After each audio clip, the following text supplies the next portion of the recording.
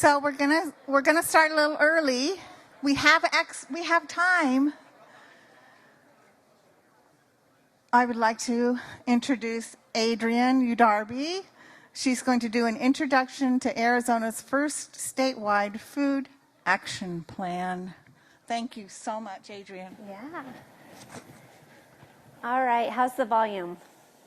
Good. It's so great to be here with all of you and see so many faces that I love so dearly. Some of my favorite farmers are right up front right here.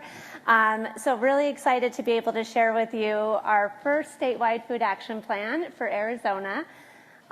This official plan will be live on the azfsn.org website officially next week. So you're just getting the sneak peek preview of what this is. And many of you have been participants in helping to make this all happen. So I'll share a little bit about what Food System Network is, how we developed the plan, and opportunities for all of you to engage implementing the plan from here on out as well.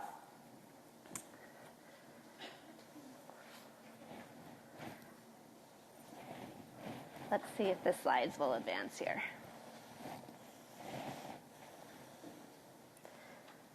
Is there a magical trick to this?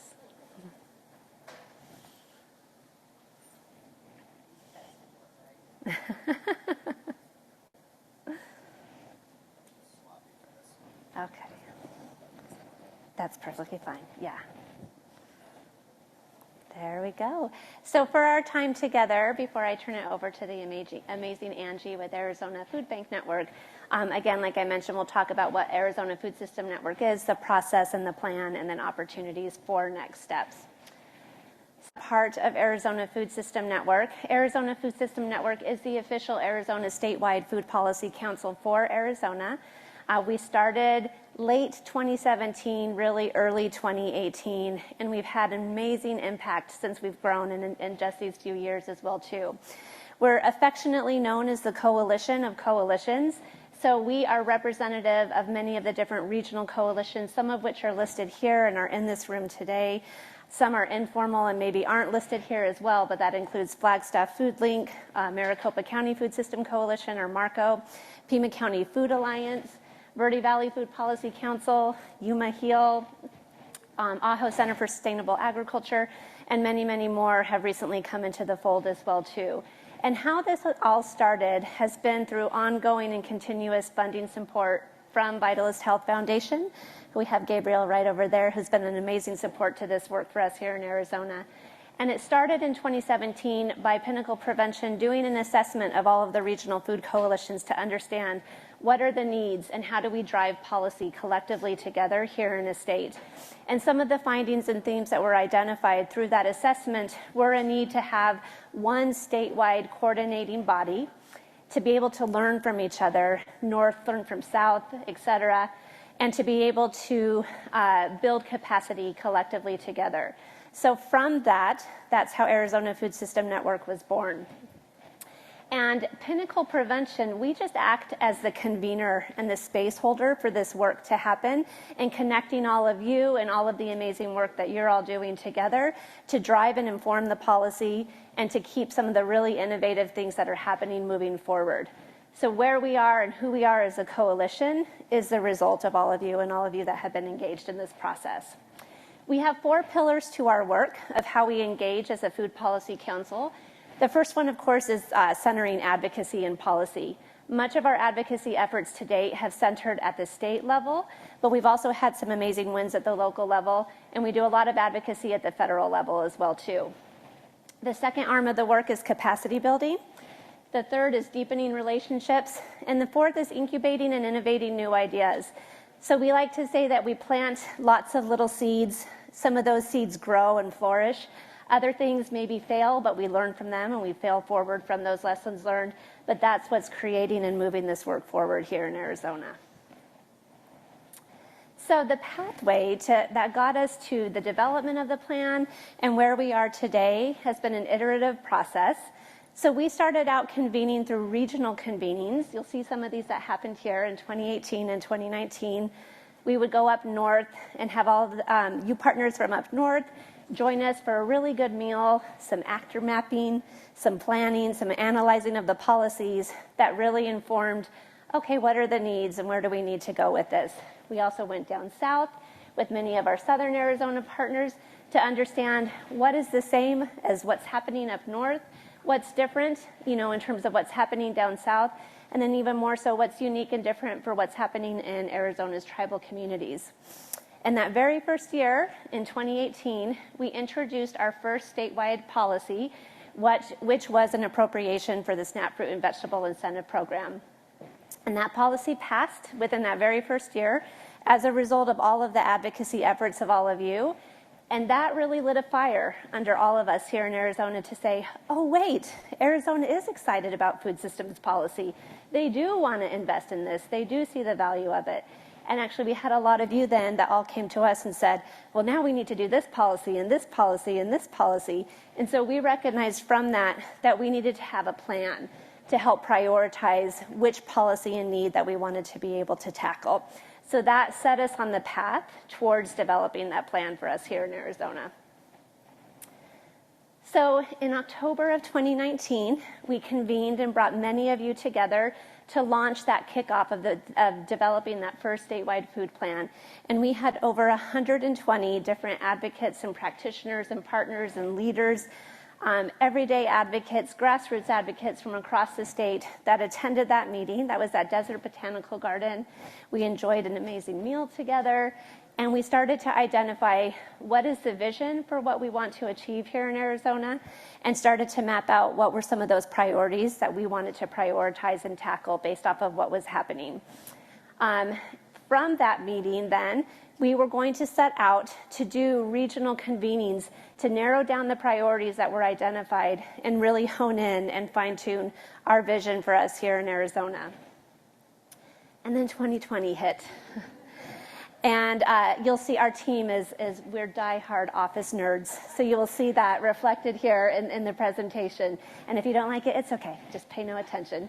But we had to then, in 2020, actually we had just finished an in-person meeting in Flagstaff, and we were on our way to Tucson to do our next meeting when all of a sudden we were like, we have to cancel that. Something's not good here. Something's not going right.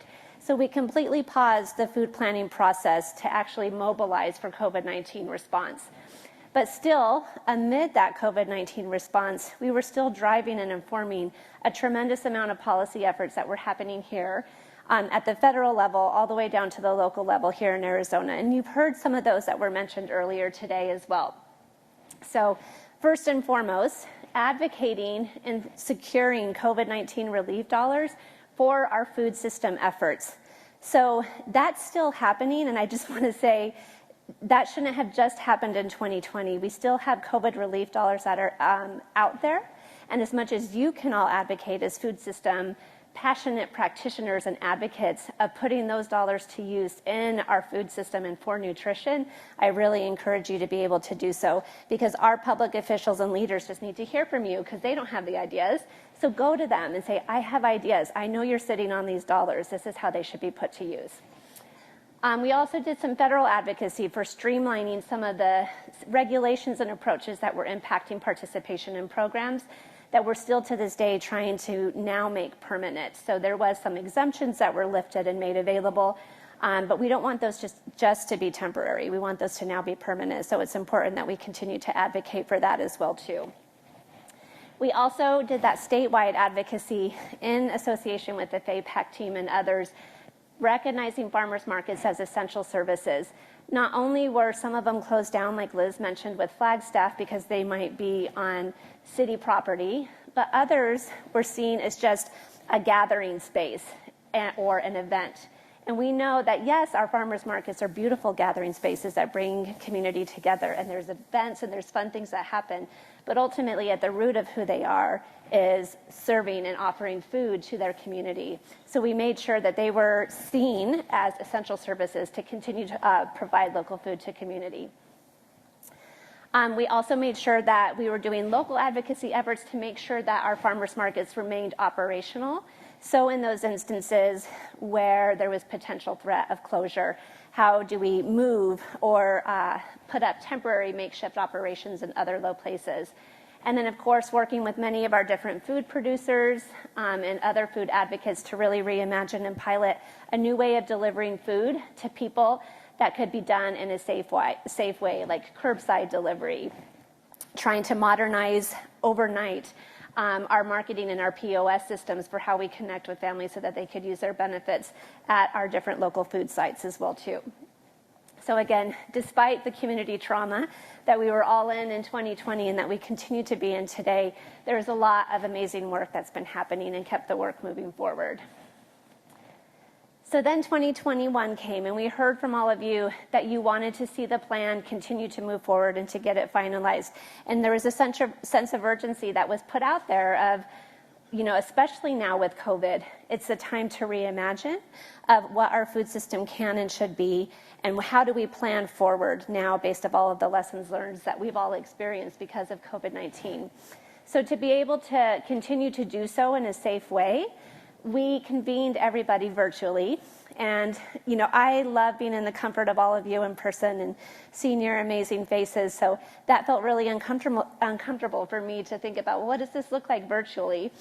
But all of you showed up, and you did so with smiling faces, and you participated very deeply in the deep work that we had to do to really make sure that we were selecting priorities and activities that were meaningful to the needs that were happening in each of our respective communities. So thank you for that. So we did a total of 12 different virtual sessions with all of you that allowed us to finalize our food plan and be able to present it to all of you today. So now is time for the official plan, not a 45-day plan, 45 points, 1 point a day. I don't know. Anybody know this episode? It's cool. I'll keep it to myself. So I'm going to officially share with you the plan. And again, hopefully it's something that doesn't just sit on the shelf, but something that all of you can utilize, and you'll see a meaningful impact in your work, whether you're a farmer or a public health partner or a business owner. There's some piece of this that applies to every single one of you that we'd like to see you all take ownership over. Because it's not just Adrienne, and it's not just Pinnacle Prevention, but it truly is all of you that will move this work forward. So we believe very strongly in ownership and the collaboration to make that happen. So this is our new image of, the reflection of what Arizona's food system is. So for those of you in the food system world, we know that there's many elements. So just like with the tribal wheel that was shared earlier, there's many different elements that represent health. This is the elements that we know represent the food system. And there's been many depictions that exist out there from other places. And what we heard from all of you is Arizona needs its own. So at the center are the values that you identified, which is sustainability, equity, wisdom sharing, respect, and human rights. And then surrounding that are all of the different elements that encompass the food system. Some of you are involved in maybe just one of the elements, waste management, for example. Some of you are involved in all of these different elements. But we know to be able to have the change that we want to see, we need to be tackling each of these different elements in some way or in some capacity as well, too. Especially for those that are outside of the food system sector, when communicating what this food system work is, this is intended to be a visual depiction that can communicate that so that you can share it cross-sector and with others, especially with our policymakers who need to understand why we prioritize what we did and why we're asking them to make an investment in or prioritize a regulatory change in a specific area. It helps to make sense. So we hope that you'll see this and be able to utilize this as a tool to be able to communicate what can be very jargony work in our food systems world as well, too. So the purpose of the plan, again, is not just to be something that sits on a shelf, but we hope that it can be something that can guide decision-making from the highest level all the way down to your organizational level as well, too. So aligning your own plans that you're developing within your own organization around the priorities, hopefully, that you've all collectively identified within the plan is really important. We know that all of you sometimes do program planning or strategic planning or county level general plans or city level general plans, we hope to see that all of those plans start to encompass some of these elements that are included in the Food System Action Plan. We want you to be able to utilize it to direct the allocation of resources that's in alignment with the goals and objectives. So not trying to create something new, but to say, as Arizona Food System Network, we've all collectively agreed that this is what we're going to do, so this is how we're going to direct our investment. We want you to be able to use it to drive and leverage grant making and funding opportunities. So you heard Secretary Vilsack describe all of the different funding opportunities that are available out there. We want all of you, when you're writing your grants, to speak to the Food Action Plan and to utilize that to help guide what you end up proposing in those funding opportunities. Because we collectively want as much of those dollars as possible to come to Arizona. So being able to use the plan to be able to speak to that is a really important piece. And then we also want you to be able to utilize it to deepen statewide connections to help fill gaps and to fill needs as well too. So sometimes we get siloed or we see duplications of effort. So to be able to strategize and say, okay, we know so-and-so is taking care of this piece over here. We're going to channel our energy and our efforts into this piece over here because nobody's tackling that one. Or this part of the state has a high concentration of effort, but this part of the state is really being left out of the process as well too. So that's the purpose and the utilization of the plan. As I mentioned again, it will live online so you can frequently refer to it. When we developed it, we did so to try to keep it at around 20 pages. When it comes back from graphic design, you know, it might be a little bit different, but we have all been a part of, and I've been one myself, that has developed a 100+ page plan. And that's cool, but then nobody uses it and it's totally overwhelming. So oftentimes it's filled with information that's interesting to me, but nobody else. And somebody's like, just point me to what I need to do and get me there. So we intentionally kept it digestible and easy to implement. If there's just one priority that you're focused on, just pull out that one page and just focus on that one page. So here's where we landed.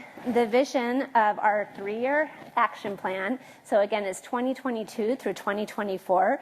That was also intentionally done to be a very short period because so much is changing right now with COVID. We already knew we wanted it to be, this first iteration, to be just a few short years because it was our first one for Arizona. But because so much is changing with COVID, we also knew it was important to be able to have this be flexible and nimble and responsive to the ever-shifting and changing needs. So the vision is a vibrant, sustainable, and equitable community food system for Arizona.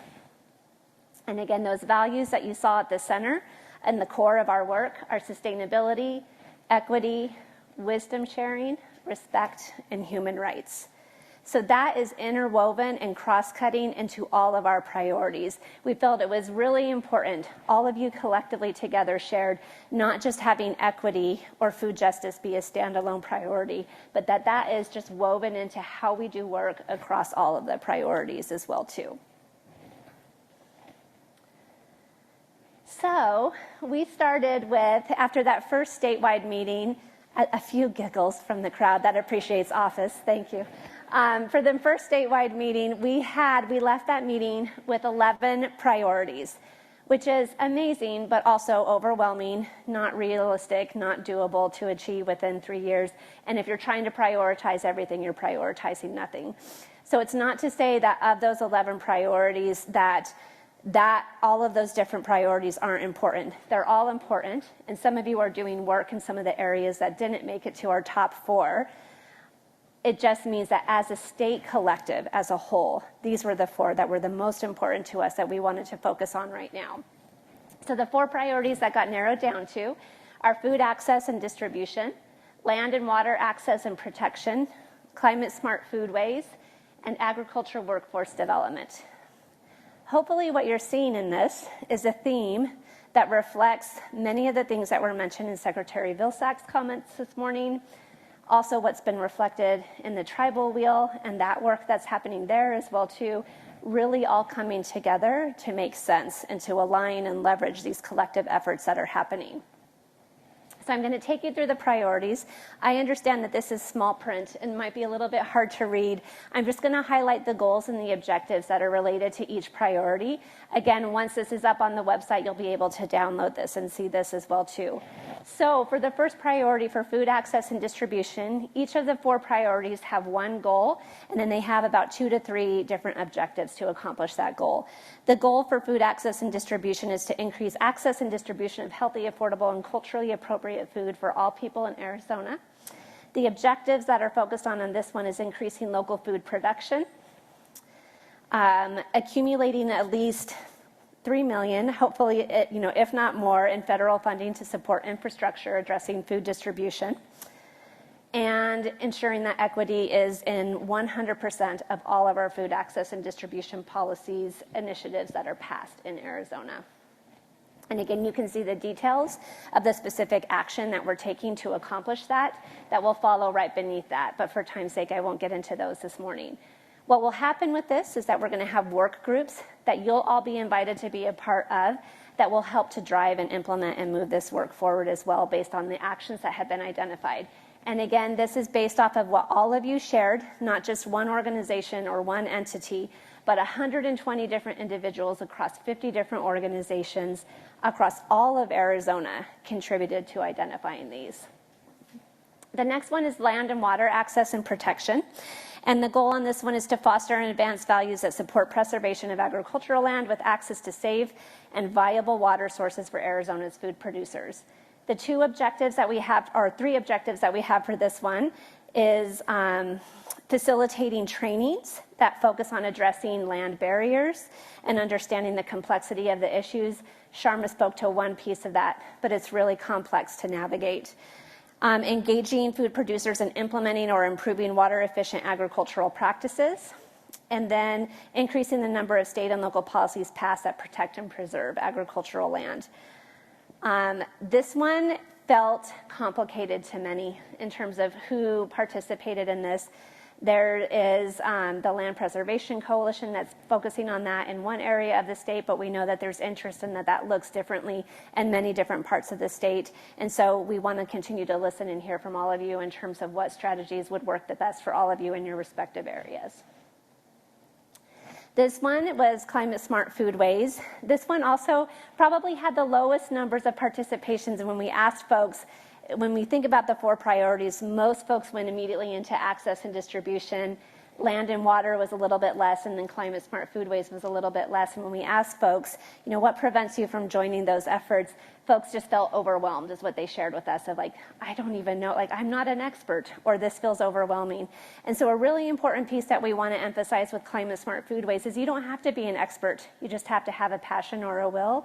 And our role in that is to help support you in figuring out what this looks like for you in your unique role and within the unique organization that you represent as well. So the goal for Climate Smart Foodways is to leverage our existing knowledge, experience, and creativity with Arizona's environmental and cultural diversity to scale and uplift the adoption of Climate Smart Foodways, with a huge understanding that for those that participated in the development of this priority, that we have so much wisdom inherent in our indigenous friends that we have the ability to learn from in terms of what this looks like for us here in Arizona. So the objectives for this one were to focus on increasing access to and utilization of climate smart agricultural data through the development of a hub of just one place to find where to gather this information. We know that our respective universities are all collecting various points of data. We know some organizations are as well too. So we want to put it all together in one place in a hub where everybody can access it, and there's increased accessibility and transparency around that. We also want to engage a minimum of 10 Arizona municipalities in adopting climate smart agricultural land and food practices in their city and town planning processes. This could be in general plans. Some cities and towns have like a sustainability office or a food focus office, but it's all it looks very different in every municipality. So we want to start to understand what are those policies that exist in those various plans, and how do we share and scale those really good ones with other municipalities that don't have anything in place. And then the third objective is increasing the number of partners mobilizing to act on climate smart agricultural policies at the state and local levels. There was a lot of conversation that happened around just understanding how to communicate, what actions to take, where there are opportunities for action, again, at the state level or at the federal level, and what that would look like. So we'll do a lot of development and communication marketing around that. And then the fourth priority that came out is the agriculture workforce development.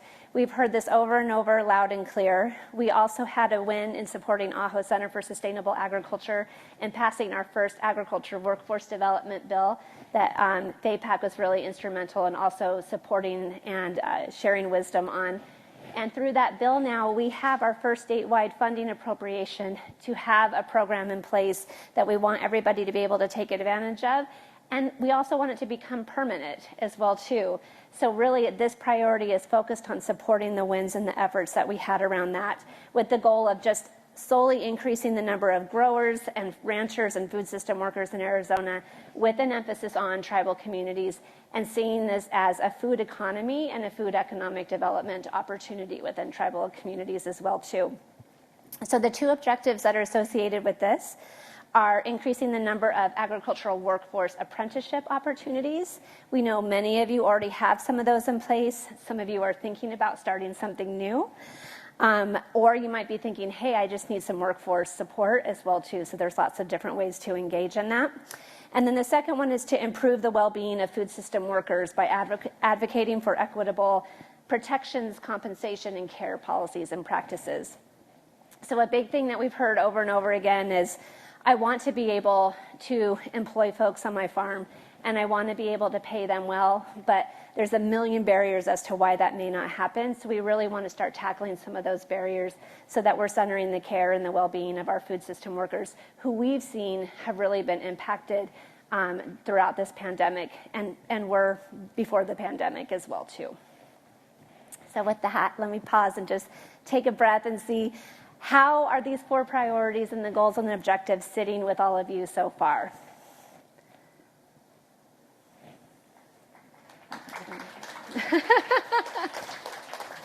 Okay, good. Hopefully it's resonating, and hopefully you're seeing bits and pieces where you're like, I did that. I contributed to that. I definitely see that in your faces. I hope that you're seeing and saying, oh yeah, we said this, and now I'm seeing it up there, and now I'm seeing it as part of the plan.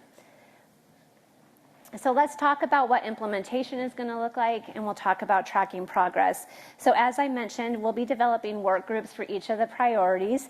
You're going to receive communications from us if you're part of our Arizona Food System Network email list. If you're not, you can go to azfsn.org and join our email and newsletter list. You'll receive an invitation inviting you to join one of our work groups, and the work groups again will be stratified based off of the different priorities of which you can be a part of as well, too. And through that work group, that is what will carry this work forward over these next 3 years. And part of that work will then be thinking about, okay, how about the development of the next plan now after this? We'll be tracking progress in a few different ways. Some of the objectives we try to have identified baseline metrics that may already exist, but some of what was identified we don't have statewide baseline metrics for. So it may be that we will create the baseline metric. We'll use both process outcomes and evaluations of just analyzing our success just by the sheer process of the work. What wins did we have? What's working? Where are the trends going? What went well in one region of the state versus maybe it didn't go well in another region of the state? And what were the facilitators and drivers behind what really took hold and what didn't? And that is how we'll measure and track progress. Just as I said at the beginning, part of this is planting seeds, and some of those seeds don't grow, and some of it we fail from. We anticipate and expect to see that happen with this food action plan, that we'll try to implement some of these things that we aim to all achieve and do together, and it's going to be really messy and really awkward, and we're probably going to fail and fumble around it. But we see that as informing part of this process and the outcomes of now we know, and now the next time around, we're going to try it a different way, or we're going to do it a little bit differently. We have in this work so many theories that inform so much of what we do, and as nutrition scientists and social scientists within our team, we're grounded and rooted in those theories, and also sometimes it feels really detached from reality. So we like to be able to test those theories as well too, and have that inform and say, well, maybe that worked in practice based off of where the evidence was established in Michigan, but this is all the reasons why it didn't work here in Arizona.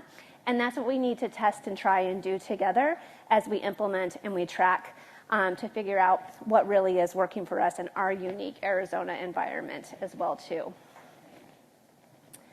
So here's your snapshot again of where we landed with our food action plan. Again, we have our vision of vibrant, sustainable, and equitable community food system for Arizona. Our values are sustainability, equity, wisdom sharing, respect, and human rights. Priority 1 is food access and distribution. Priority 2 is land and water access and protection. Priority 3 is climate smart foodways. And priority 4 is agriculture workforce development. So with that, I would like to open it up to all of you for any questions that you might have. What questions do you have for me? I think there's a mic that can go around. Raise your hand if you have questions. And it could be anything. How did you get that? Why did you use that word? Why are there so many office memes? Right over here, I think, Rebecca. Okay, is it working? There it is. For those of us that are very, very busy, what else are you doing to loop people into these conversations that aren't in it, specifically local decision makers? Yes, so that's where we will depend on all of you and do a lot of capacity building around how to connect with your local decision makers. Some of you already do that well, and some of you are like, oh, give me the talking points. Tell me what I need to say. Give me the toolkit. So part of our work within AZFSN, within that corner of the work and the capacity building, will to equip you and give you trainings and tools to have those conversations at the local level. Again, we can't be the ones to do that, and it's more meaningful with your decision makers and policymakers when it's you locally that's going to them and saying, this is our story, this is our why, and this is our ask of you. So we really will make sure that you feel equipped to be able to do that. Yeah, what is the, I'm from the Hopi Nation up north, and I'm wondering what the allocation method is that Arizona uses to also incorporate the amount of lands and the amount of water that the tribes have in the state. Because right now, I believe of all the agricultural land available, the tribes sit on about 80% of that, and they're also entitled to 60% of the CAP. And so those questions need to be answered too, because I think in this last pandemic, we got hit pretty hard. There was no, a lot of those trucks that came from up there went back half full, because we didn't have the storage capacity on that. And I know that tribes are under the trust status of the federal government. And so, not the state government. And so, when funds come down to Arizona from the federal government to the state, and they're supposed to distribute them, do they have a distributing mechanism to make sure that the tribes are also getting their fair share of what's being allocated from the federal government? Yeah, that's a great question that I don't have the answer to, because it's complex and it looks so different based off of each entity and the specific funding source. But keep that question in mind and bring it to the table when you participate in these discussions, because maybe it is we need to increase transparency around that.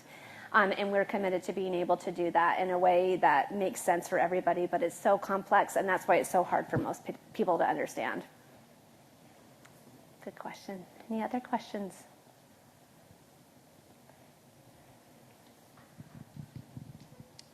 What do you mean by vibrant?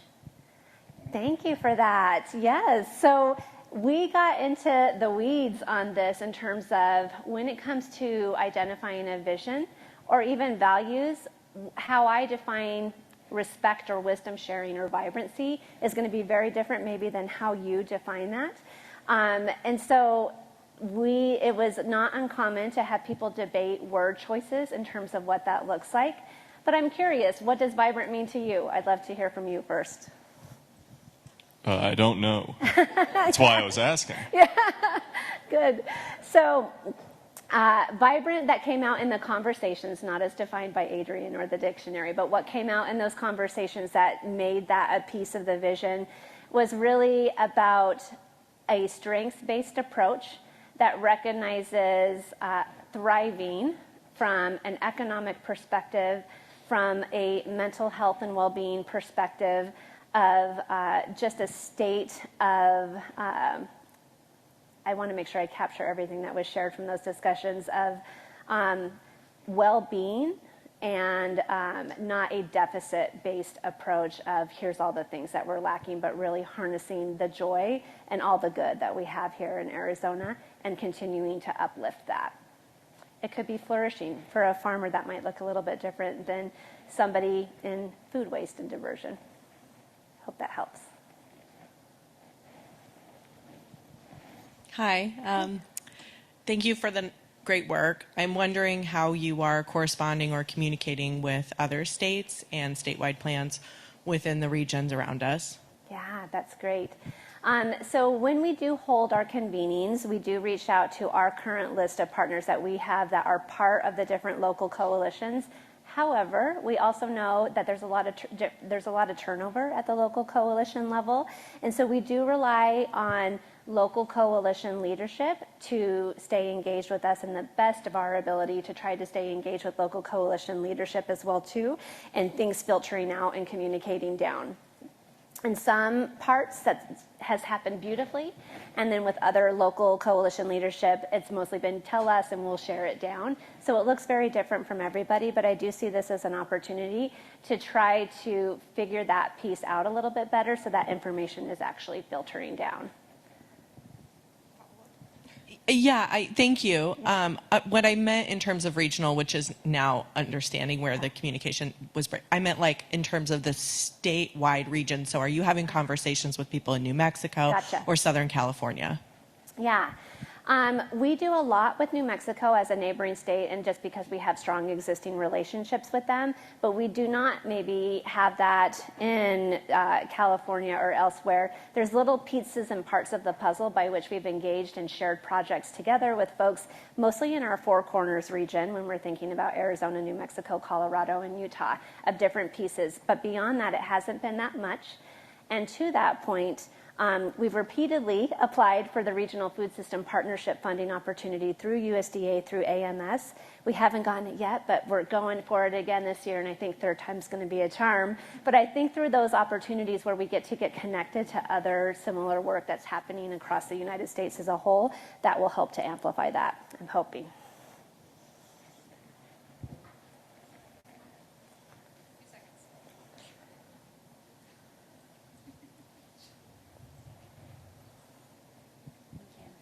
Thank you, Adrienne.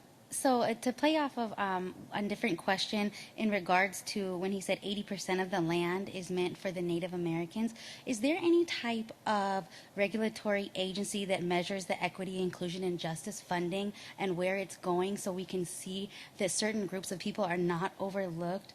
Where, to me, it seems like the baseline is pretty set, considering that only 6% of all minorities in agriculture are total to 6%.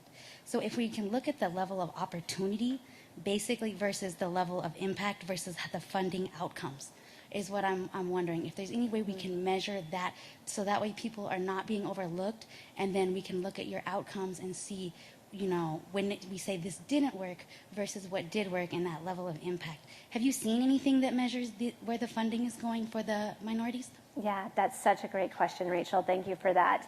So we have our basic, where we have ag census data. That is a basic starting point. But when we think about all of those different funding streams, we don't have transparency to aggregate it all together, but hopefully the hub can start to be that, to say, okay, of all the folks that applied for the LAMP funding opportunities here in Arizona, who applied and who ended up getting it, at least for Arizona, they do publish and post on USDA's website who ends up getting the funding, and so that is somewhat of a starting place, but we need to do that at a more aggregated, fine-tuned level here in Arizona. We need funding and financial support to be able to make that happen, because that's deep and that's complex, and so I'm committed to that, and I think with that being at the center of our values, there's a huge opportunity around that. So I'm hearing that as a great metric to start collecting and being transparent about and speak to. Thanks for that.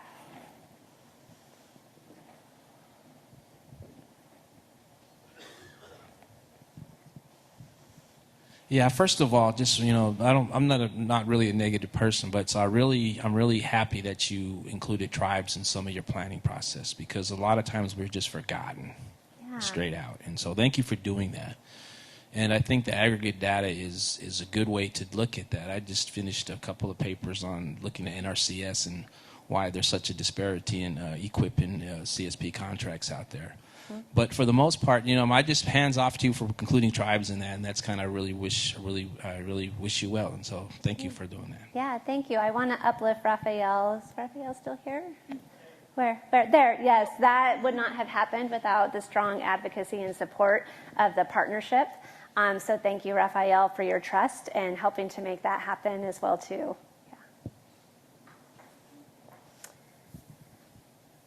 All right, and I think we have a final question about LFPA, potentially. Jesse? Maybe not a question, but just a bit of, I think, hope that there might be a new chapter turning in USDA, especially with relationships with tribal funding. For those of you who have been following the funding for the LFPA, Ashley St. Thomas and I will be talking about it bright and early tomorrow morning if you want to learn more and haven't been part of those conversations yet. But just to offer a difference in the structure of that funding that's just been recently come down. So 60% of that funding is going to state agencies, and the other 40% is being reserved for tribal governments to apply for that funding. This is, I think, one of the first times that we've started to see AMS structure a funding source like this. Now that creates an additional communication that has to happen so we can try to all coordinate as a state to see, you know, how are we all working together with our different tribes throughout the state. But I think that was a bit of hope to see set aside funds, and that's largely due to the advocacy for the Intertribal Ag Council that's working very closely with AMS. So all of the future funding, hopefully throughout USDA, will have some set aside and reserved funds for our tribal organizations and tribes throughout the country. So I think there is hope coming for a difference and a new approach to how that's getting structured, and we're seeing that play out right now in LFPA. So I can offer that, but then also encourage you, if you would like to learn more about LFPA and how we are working with all the different tribal governments to figure out how that funding is going to be coordinated. Would love to see you all tomorrow morning. Okay, thank you. And that session tomorrow morning for the early risers will be at 7:30, coffee with Jesse and Ashley. On your agenda at 7. I was going to say, I think I had that for 7. Yeah, Is it sleep not? in a little bit. Let's make it 7:30, and they can share more about that then. Okay, 7:30. Yeah. That was my bad, folks. Much of what happens with LFPA is related to our food plan and priorities, so we have a vested interest in seeing that be successful here in Arizona. Yeah. Adrienne, Yes, Director. did you ever see that movie? That's what I was named after, the very first Rocky. Cool. Yes, I may have aged myself there. So you're Rocky's daughter. Close. Yeah. Gotcha. You're certainly not his wife, but here's the question. And Dean and I were visiting about this a little while ago. Half the Western world is running for governor this year. Okay? On both sides, both parties. And this whole subject of food insecurity is not on anybody's radar screen. And I'm just wondering if, and I'm not advocating endorsing anybody, but it seems to me we need to be educating those candidates about how important this issue is. So what's the plan? What an amazing question that you asked. Thank you, Director. How great would it be for all of you to take the food action plan to those candidates and say, what is your position on these issues and how are you going to uplift and move this forward? So highly encourage you to use the plan for exactly that purpose. Thank you for that. I just want to say that I've begun the education. We're not political in this room and we're not political in FAPAC, but I exactly agree. And whenever anyone talks to me about donating or money, I ask them what they're doing in the food realm and how they're promoting food access here in Arizona. And what I've discovered is that we're not talking about that in this state. And for me, it is the primary issue we should be talking about because COVID has taught us so much about how intimately connected we are to our food system. Deeply, yeah, deeply so. We have an opportunity to leverage our messaging and the issues and the cause because of the impact of COVID, but it shouldn't just be thought of as just that or a one-time thing. This is a long-time investment in these priorities and this work. You all are brilliant. We have the experts here in the room.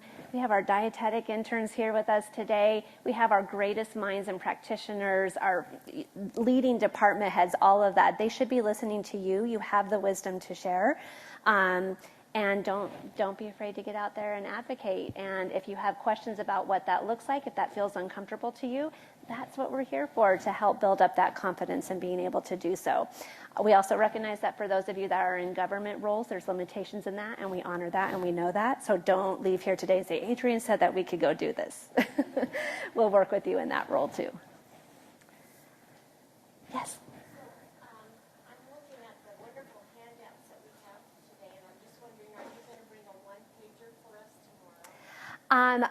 So in light of trying to be sustainable, we didn't print anything out. But again, I direct you to our website and say that the plan will be up there. If you do physically need a hard copy, I will do that. I promise and commit to you tomorrow that I can do that. So just wave at me and I'll bring a few tomorrow.